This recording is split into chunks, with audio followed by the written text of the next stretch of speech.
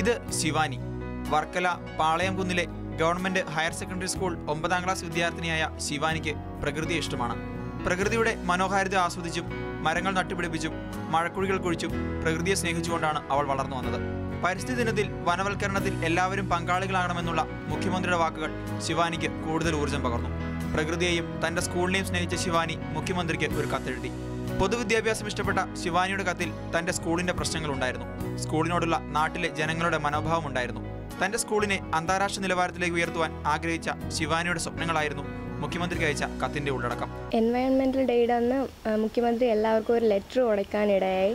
അപ്പോൾ അത് ഞാൻ വായിച്ചു നോക്കിയപ്പോഴത്തേക്ക് മുഖ്യമന്ത്രി അത് നിർദ്ദേശങ്ങളെല്ലാം എഴുതി അയക്കണം എന്ന് പറഞ്ഞിരുന്നു. അപ്പോൾ ഞാനത് അയച്ചു.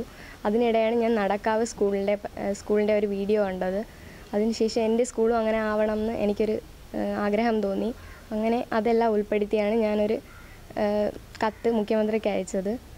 പിന്നെ മറ്റുള്ളവർക്കുള്ള ഗവൺമെൻറ് സ്കൂളിനെ പറ്റിയുള്ള അഭിപ്രായങ്ങളും മറ്റുമാണ് ഞാൻ എഴുതി അയച്ചത്. എൻ്റെ സ്കൂളും നന്നായി കാണണമെന്ന് എനിക്ക് ആഗ്രഹമുണ്ട്. അതുകൊണ്ടുകൂടിയാണ് ഞാനിത് അയച്ചത്. കത്ത് ശ്രദ്ധയിൽപ്പെട്ട മുഖ്യമന്ത്രി ശിവാനിക്ക് ഉടൻ തന്നെ മറുപടി നൽകി. ശിവാനിയുടെ പ്രകൃതി സ്നേഹത്തെയും പൊതുവിദ്യാഭ്യാസത്തോടുള്ള സ്നേഹത്തെയും മുഖ്യമന്ത്രി പ്രശംസിച്ചു. സർക്കാർ സ്കൂളുകളെ മികച്ച നിലവാരത്തിലാക്കുവാൻ ശിവാനിയെ പോലുള്ളവരുടെ നിലപാടുകൾ വിലപ്പെട്ടതാണെന്നായിരുന്നു മുഖ്യമന്ത്രിയുടെ മറുപടി. ശിവാനിയുടെ സ്കൂളിനുള്ള പരിമിതികളും അത്യാവശ്യം വേണ്ടുന്ന സൗകര്യങ്ങളും എന്താണെന്ന് റിപ്പോർട്ട് നൽകുവാൻ സ്കൂൾ മേലധികാരിക്കും ജില്ലാ വിദ്യാഭ്യാസ വകുപ്പിനും മുഖ്യമന്ത്രിയുടെ ഓഫീസ് നിർദ്ദേശം നൽകിയിരിക്കുകയാണ്. ശിവാനിയുടെ നല്ല സ്വപ്നങ്ങൾ ഉടൻ പ്രാവർത്തികമാകുമെന്ന പ്രതീക്ഷയിലാണ് ശിവാനിയും കൂട്ടുകാരും.